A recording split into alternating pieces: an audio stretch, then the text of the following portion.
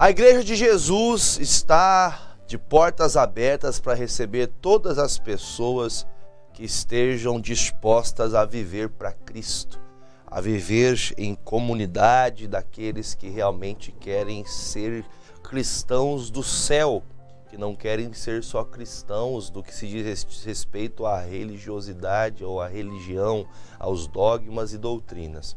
E estamos estudando sobre o livro de Atos.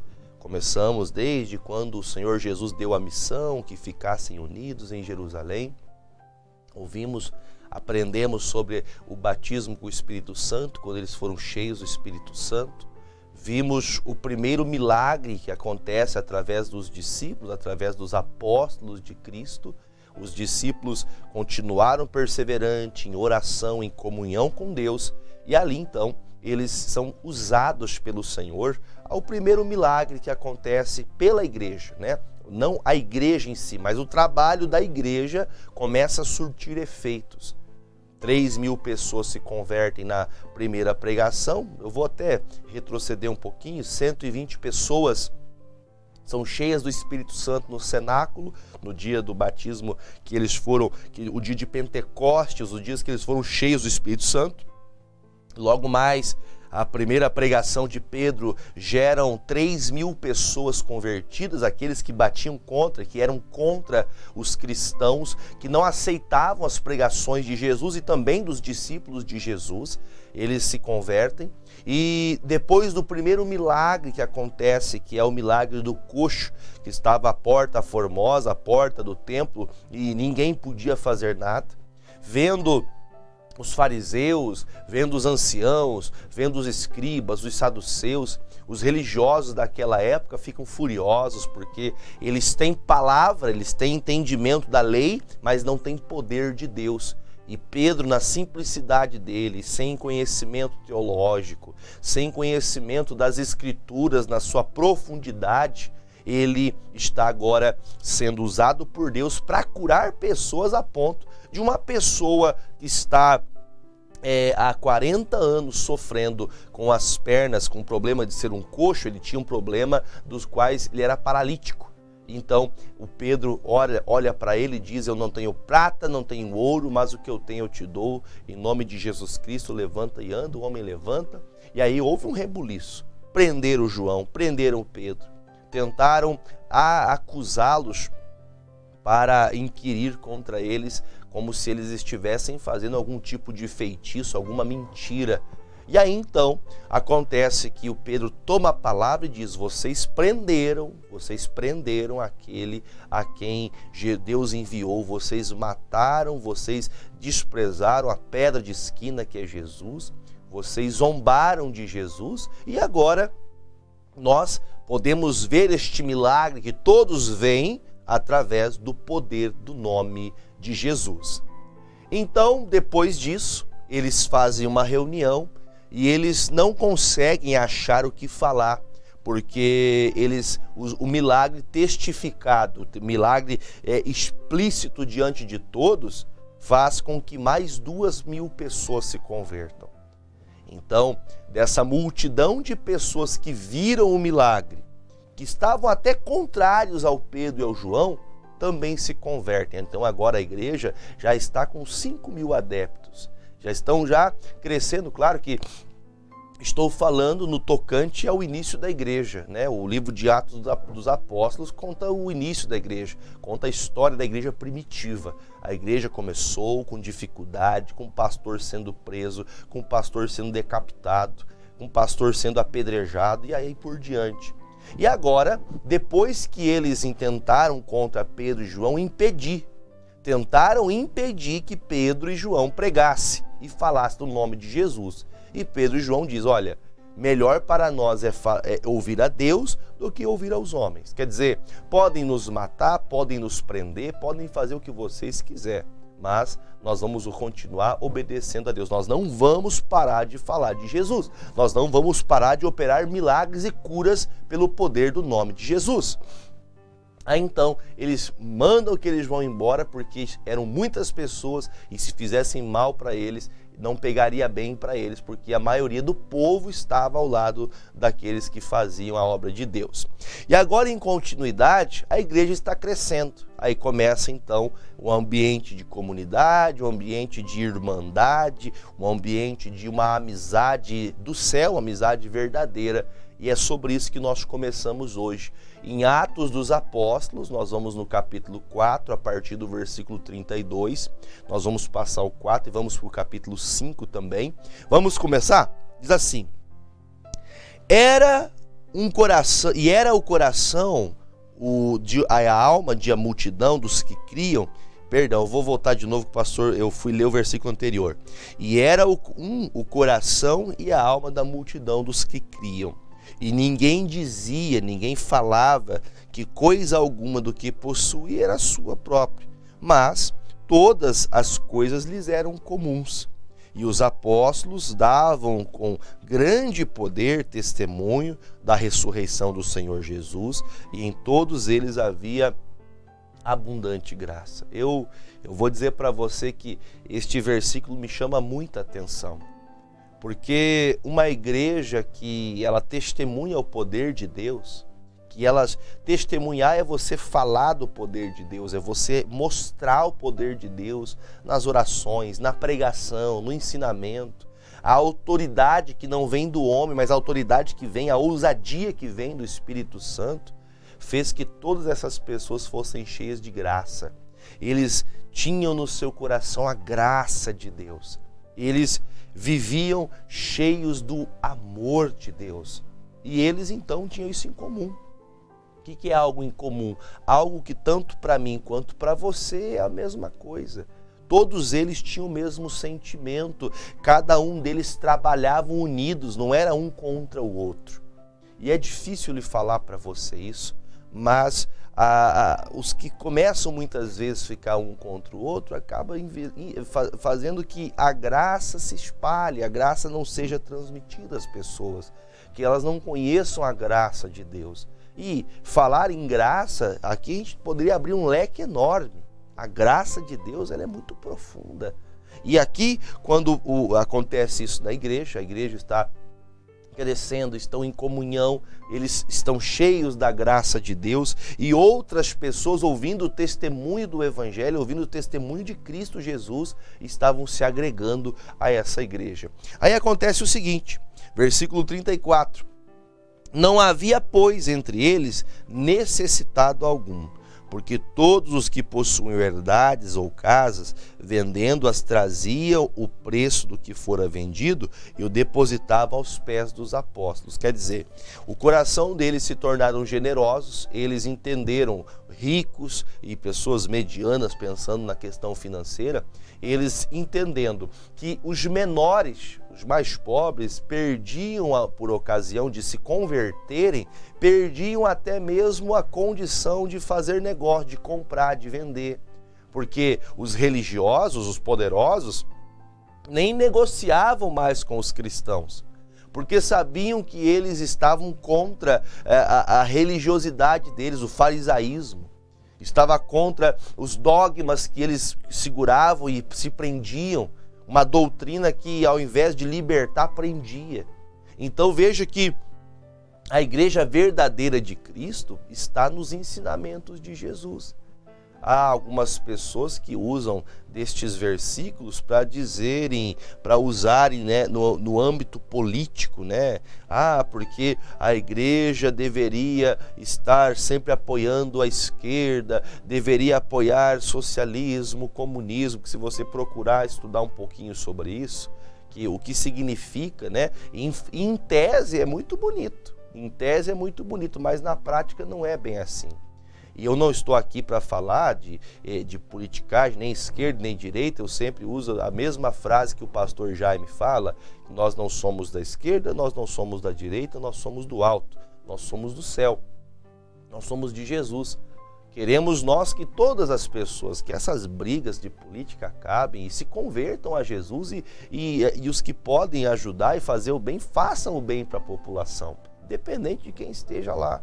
Agora, o que está acontecendo aqui é que eles, então, entendendo que os que se convertiam e tinham mais condições, eles dividiam por conta de que eles, os mais pobres, não tinham condições de negociar e de comprar, porque eles eram impedidos. Eles não tinham acesso à comunidade de bens do que diz respeito à sociedade, por causa da religião da época. A religião prendia as pessoas. Duro, né? Mas sempre foi assim. E agora aparecem pessoas generosas que tinham muito, e eles vendiam tudo. E esse recurso que eles tinham, eles juntavam para que todos os que permanecessem na igreja, os que permanecessem em Cristo, que estivessem ali nessa unidade, eles todos então prosperassem, todos eles não faltassem nada, não tinha necessitado no meio deles. Quer dizer, todos eles estavam bem, porque o que faltava alguma coisa, a igreja se reunia e dava para aquela pessoa que estava necessitada. Aí o versículo 35 diz assim: e repartia-se cada um segundo a necessidade que cada um tinha. E então José, cognominado pelos apóstolos Barnabé, que o nome dele, a tradução significa filho da consolação, levita natural de Chipre, possuindo uma herdade, vendeu-a. Esse homem aqui, historicamente falando, o Barnabé, tem muita coisa que vai acontecer com ele aqui, porque ele se converte agora. E ele é um dos homens, porque acredito que a Bíblia já declara, está explícito para nós esse entendimento sobre o nome de Barnabé, o filho da consolação, porque ele tinha um nível de prosperidade muito acima.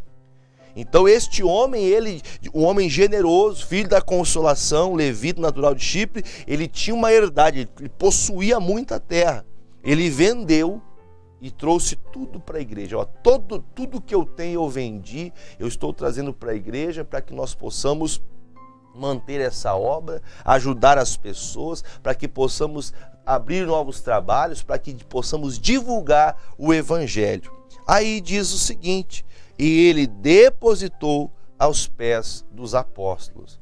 Então veja que o que Barnabé fez foi, ele tirou os olhos da grandeza das riquezas que ele tinha, e ele vende tudo, e por amor, por generosidade, ele entrega a obra de Deus. E também agora ele vai se tornar um grande discípulo do Senhor, o homem rico.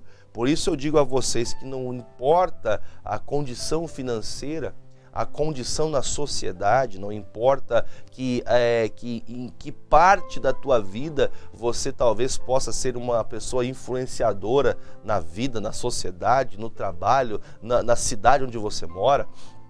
Mas o Barnabé, ele vende tudo, ele tem um coração disposto, um homem muito rico, e ele entrega tudo para que a obra de Deus prossiga. É um homem generoso. Jesus tocou seu coração e ele obedeceu. E não foi por acaso que ele fez isso, ele fez com a intenção de a obra continuar, e assim Deus usou a ferramenta chamada Barnabé para poder prosseguir a obra. E Barnabé continuará a história dele nos próximos capítulos. Agora, o capítulo 5, eu vou começar no capítulo 5 e vou do versículo 1 em diante. Vendo isso acontecer na igreja, eu quero que você se lembre que nós estamos estudando sobre a igreja de Cristo, tá? Sobre a verdadeira igreja de Cristo. No capítulo 5 agora, nós vamos ver que outras pessoas também quiseram fazer como Barnabé, quer dizer, outras pessoas também se moveram a entregar ofertas, a abençoar a obra de Deus, só que com um coração diferente. Então entenda, como muitas pessoas falam, porque as igrejas têm coisa errada. Desde a primeira igreja você já vai ver pessoas que estão chegando que não se entregam de coração, e eles são mau testemunho, e o mau testemunho deles serve também para testemunho daqueles que estão chegando aprenderem a permanecer na palavra. Olha o que diz o capítulo 5. Mas um certo varão chamado Ananias, com Safira, sua mulher, vendeu uma propriedade. Eles também tinham uma propriedade, eles viram o que o Barnabé fez e também foram lá fazer a mesma coisa. Vamos mostrar para todo mundo que nós também estamos juntos, nós estamos nessa comunidade aqui. Aí diz o versículo 2: e reteve então parte do preço, sabendo também sua mulher, e levando uma parte, a depositou aos pés dos apóstolos. E disse então Pedro: Ananias, por que encheu Satanás o teu coração, para mentires ao Espírito Santo e retivesses parte do preço da herdade? Guardando-a, não ficava para ti? Vendida, não estava em teu poder? Por que formaste este desígnio em teu coração? Não mentistes aos homens, mas a Deus. E ouvindo Ananias estas palavras, caiu e expirou. O homem morreu na frente do Pedro. E grande temor veio sobre todos os que isto ouviram. Eu vou falar rapidinho com vocês aqui para a gente poder passar a próxima parte. O Pedro, ele está pregando e falando assim, viu, diz uma coisa, Ananias, você disse que faria algo, você fez um voto que faria a mesma coisa que fez Barnabé, que fez outros irmãos que estão aqui fazendo, e você disse que vendeu tudo. Deixa eu até parar aqui e vou explicar uma coisa para você. Há pessoas que elas se dispõem a Deus em medida. O que é se dispor em medida? Em medida significa que eu me entrego, mas não me entrego de todo o meu coração.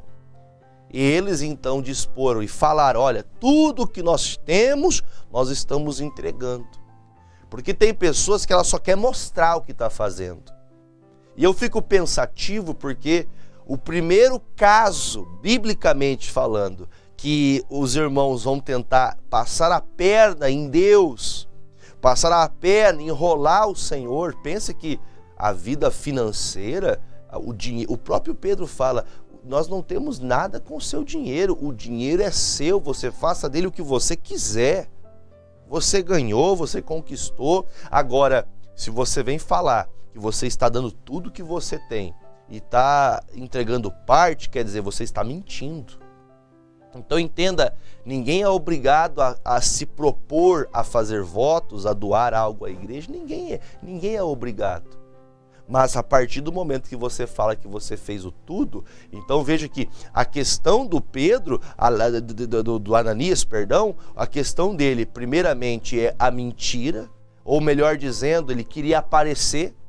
Tem pessoas que só querem aparecer, querem mostrar que também fizeram alguma coisa, mas não estão fazendo de coração. Eu fico pensando, se fosse nos dias atuais, se alguém deixasse, por exemplo, de ofertar, de dizimar na obra de Deus, já pensou se todos que vão para a igreja não ofertassem, não dizimassem, morressem nos pés dos apóstolos? Será que acho que não sei, né? Muita gente acha que ia acabar partindo junto com Ananias. Por quê? Porque estão negando a eficácia da palavra. Então veja o que o Pedro fala, olha, essa tua intenção é para sua própria perca. Eu vou ler de novo o versículo de número 4, guardando ficava para ti, vendido não estava em teu poder, porque formaste esse desígnio no teu coração? Não mentiu para o homem, você mentiu para Deus. Tem pessoas que ela tem condições de ser fiel, de ser grata com as suas finanças a Deus, mas ela não é porque ela sempre coloca alguma coisa na frente.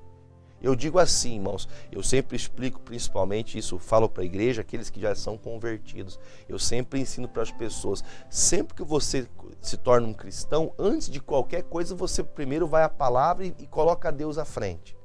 Pastor, eu quero namorar, então eu vou apresentar a Deus primeiro. O que a palavra de Deus fala sobre ter um relacionamento?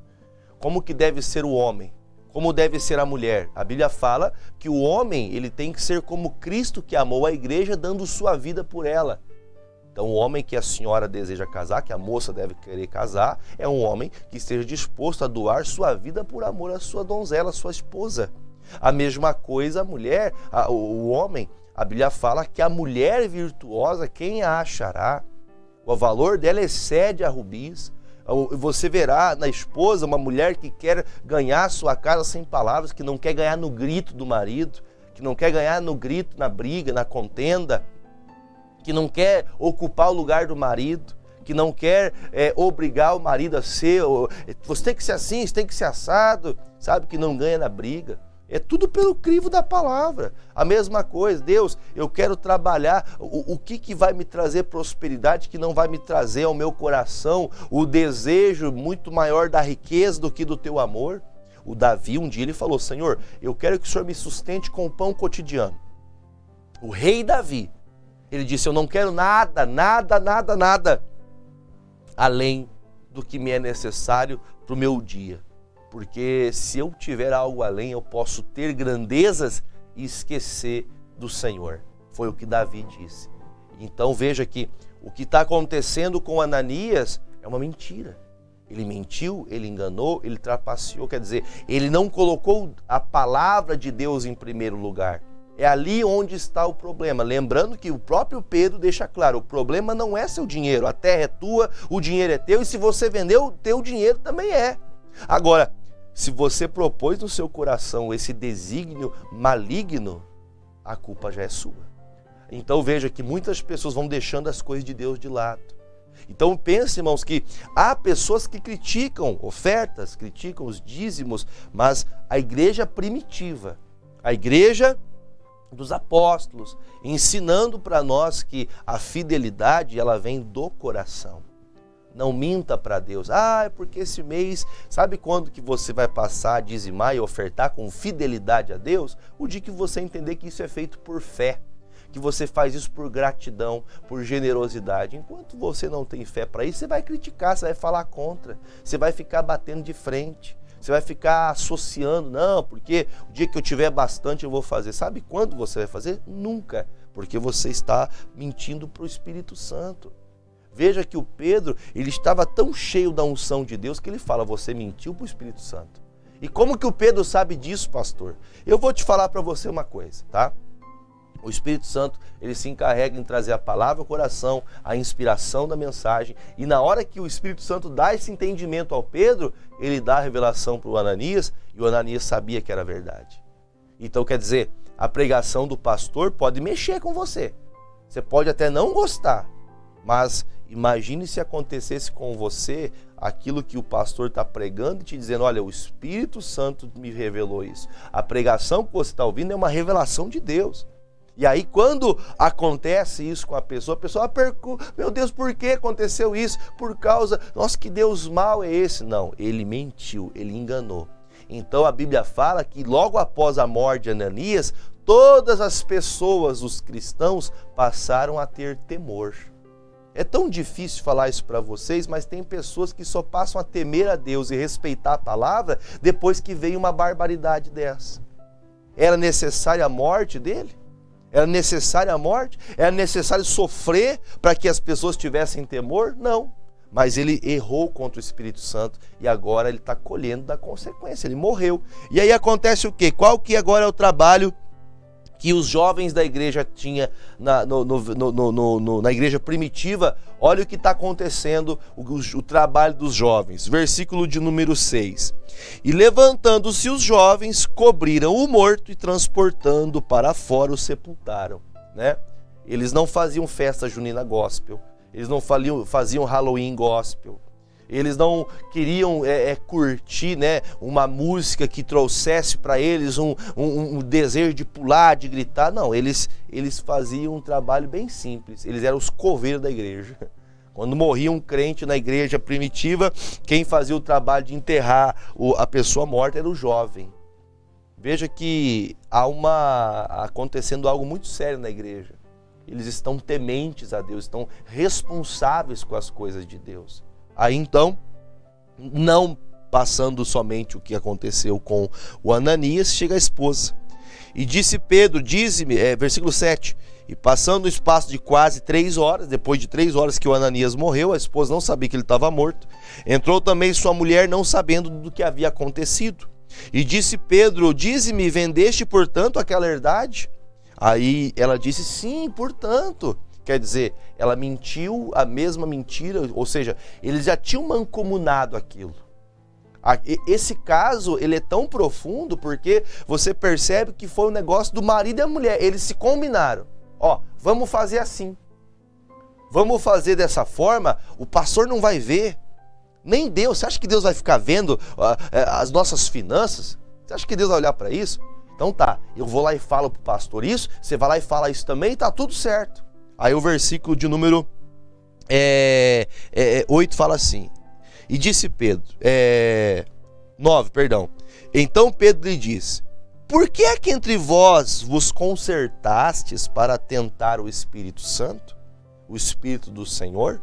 Eis aí a porta, os pés do que sepultaram teu marido, e também te levarão a ti. Quer dizer, teu marido morreu pelo pecado dele. Quer dizer, tem pessoas que estão morrendo, não só no que diz respeito à vida, mas tem gente que está morrendo espiritualmente, porque está mentindo para Deus. Ah, porque hoje eu não posso, porque agora não dá. Mas é porque, e é exatamente por isso que você está morrendo. É exatamente por isso que você não levanta, não tem um fôlego, porque você está contra Deus. Aí o versículo 10, e logo caiu aos pés dos apóstolos, expirou, caiu aos seus pés e expirou. Entrando os jovens, acharam-na morta e sepultaram junto de seu marido. E houve grande temor em toda a igreja, em todos que ouviram essas coisas. E muitos sinais e prodígios eram feitos pelas mãos dos apóstolos. E estavam todos unânimes no alpendre de Salomão, quanto aos outros, ninguém ousava juntar-se com eles, mas o povo tinha-os em grande estima. E a multidão dos que criam no Senhor, tanto homens quanto mulheres, crescia cada vez mais. Mas pastor, se fosse isso nos dias de hoje, um pastor falar que a pessoa não entregou a oferta dela, que ela mentiu para Deus, ela sofresse algo como aconteceu agora, quantas pessoas... Irmão, hoje em dia chama-se cancelamento, né? Ia ter cancelamento da igreja, ia ter cancelamento do povo de Deus, ia ter cancelamento dos discípulos e apóstolos do Senhor por causa desse acontecimento. Só que você está vendo com clareza que muitas pessoas viam, né, e queriam estar no meio, mas pensando na religiosidade, eles não vinham junto. Mas os que estavam ali buscando a Deus, cada vez mais temor eles tinham de Deus. Veja que a igreja de Cristo, em cada detalhe, ela é verdadeira. Não minta a Deus, não minta ao Espírito Santo, não leve a sua vida de qualquer jeito. Amém? Versículo 14, a multidão dos que criam no Senhor, tanto homens quanto mulheres, crescia cada vez mais, de sorte que transportavam os enfermos para as ruas. Preste atenção nisso. De sorte que levavam pessoas para os enfermos nas ruas e os punham em leitos e camilhas, ou seja, ali aqueles colchonetes, para que ao menos a sombra de Pedro, quando este passasse, cobrisse alguns deles. Eu fico pensando, pastor, isso é religiosidade? É acreditar que Pedro é Jesus? Não. É acreditar que uma pessoa cheia do Espírito Santo de Deus, em plena palavra de Cristo, em pleno ensinamento da palavra, em pleno trabalho do Evangelho, será usada para curar e para libertar.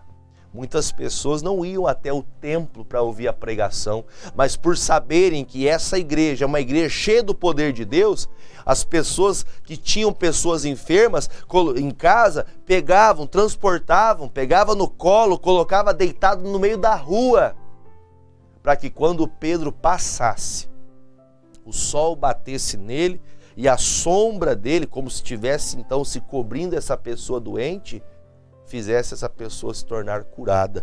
E olha o que diz a Bíblia: e até as cidades circunvizinhas concorria muita gente a Jerusalém, conduzindo enfermos e atormentados de espíritos, os quais todos, eu vou ler de novo, todos eram curados. Na igreja primitiva, na igreja que é de Jesus, se prega a palavra com ousadia, se é cheio do Espírito Santo, se prega a palavra com ousadia, há ali uma verdadeira conversão. Vamos retroceder na fala. A conversão, a igreja verdadeira tem conversão, que é mudança de caminho, deixar a religiosidade passar a servir a Cristo, ainda que seja, pastor, né? Mas a igreja não é o tipo de religião, estou dizendo que é o espírito de religioso. É você passar a seguir aqui, ó, o Evangelho de Jesus. Conversão verdadeira, arrependimento e conversão. Aí, partindo disso, as pessoas se tornam cheias do Espírito Santo. Pessoas cheias do Espírito Santo pregam com ousadia, falam com ousadia, curam e libertam pessoas pelo poder do nome de Jesus. E também agora você vê essa generosidade, esse amor sincero, esse amor de se entregar pela obra de Deus. E todas as pessoas que vinham à igreja, que vinham procurar pessoas que faziam parte dessa igreja, eram curadas. Quer dizer então que todas essas pessoas, elas viam o poder de Deus dentro dessa igreja. Agora, eu digo para vocês, a igreja de Cristo, há pessoas que dizem que Jesus não cura, há pessoas que dizem que dízimos é só no Velho Testamento, ofertas não são necessárias, você tem que ofertar para alguém que está pobre.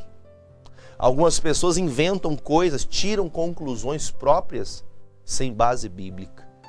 E por isso muitas delas estão espiritualmente falando mortas, porque elas não compreendem a palavra na sua totalidade, não compreendem, ou pelo menos a base da constância do que é uma igreja, e assim conduzem a vida de uma maneira supérflua. Falo isso para você com a intenção de você entender que a igreja de Cristo, ela tem que estar em todas as áreas pautadas naquilo que está descrito aqui. Há cura, sim. Você que diz que não existe cura, você que diz que não existe milagre, seja curado agora, em nome de Jesus Cristo. Você que diz, o único lugar que tem cura é na minha igreja. Ou seja, não é em Jesus, é a tua igreja que tem cura. Então eu digo para você, em nome de Jesus Cristo, como disse o apóstolo ao Enéas, Jesus Cristo te dá saúde. Receba a saúde. Veja que a importância de estar na palavra de Deus, de obedecer ao Espírito Santo, está muito acima, está muito além da religião. Por isso, você que defende, eu não estou aqui para tentar fazer como diziam antigamente, uma lavagem cerebral. Eu só estou propondo uma reflexão segundo as Sagradas Escrituras, porque hoje examinamos juntos as Escrituras, e você ouviu de Deus, não de mim. Eu sou muito pequeno, mas você ouviu de Deus o que você precisava ouvir. Agora, ouvindo a palavra, você vai fazer o quê? Vai sentar e chorar? Vai criticar? Vai continuar batendo? Quanto mais baterem na igreja verdadeira, quanto mais baterem contra a igreja que prega a Cristo ressurreto, que cura, liberta, salva, que prospera, que dá condições para o seu povo viver com dignidade. Enquanto você é contra isso, Jesus continua fazendo a obra.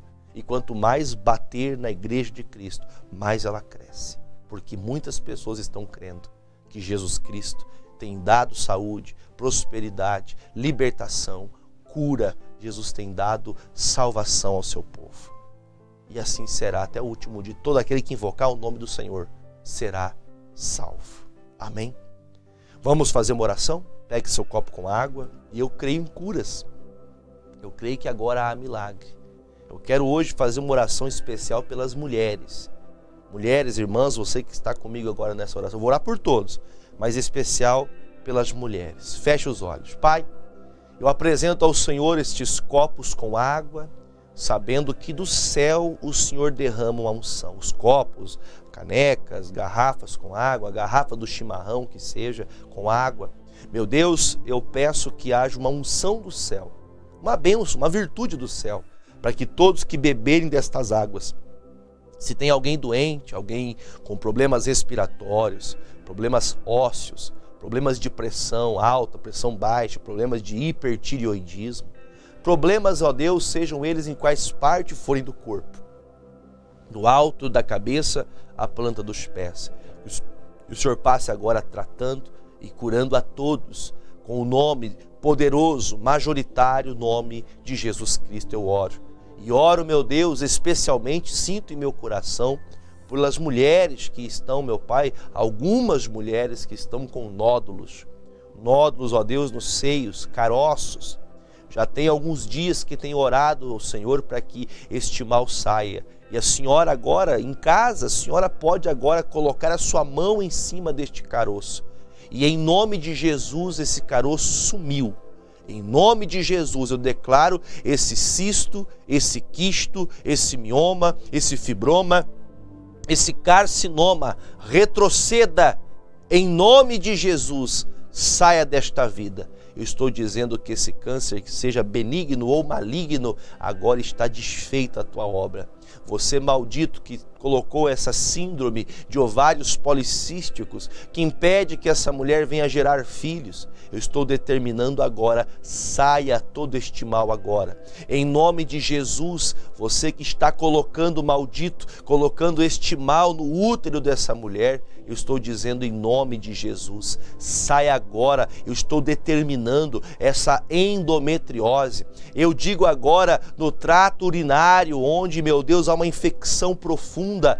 Em nome de Jesus, eu estou determinando agora, meu Deus, passa Jesus tocando, passa arrancando este mal. O doutor disse que há necessidade de arrancar o útero, mas eu digo agora, em nome de Jesus, em nome de Jesus, todo este mal, toda esta obra maligna, em nome de Jesus, saia, vá embora e não volte mais. Pai, assim eu abençoo estas minhas irmãs. Meu Deus, todas que oraram com fé, sejam livres em nome de Jesus. E há também, Pai, mulheres que sempre quando chegam ao ciclo menstrual têm cólicas terríveis. E, meu Deus, se não tiver debaixo de medicamentos, ela não consegue passar esse ciclo. Pai, que a partir de hoje ela tenha paz nesse período, em nome de Jesus, em todo o período da sua vida. E eu oro também, meu Pai, pelos homens que têm, meu Pai, problemas na próstata, problemas no coração. Meu Deus, o Senhor é Deus para investigar e tocar no corpo dessa pessoa. E assim como o apóstolo disse, com ousadia, digo com toda a minha fé no teu nome, Jesus, para todas as pessoas. Você que está orando comigo agora, eu quero que você fale seu nome. E eu digo, meu Deus, a todos que dizem o seu nome agora, Jesus Cristo te dá saúde. Amém. Bebam todos dessa água e seja livre deste mal, em nome de Jesus.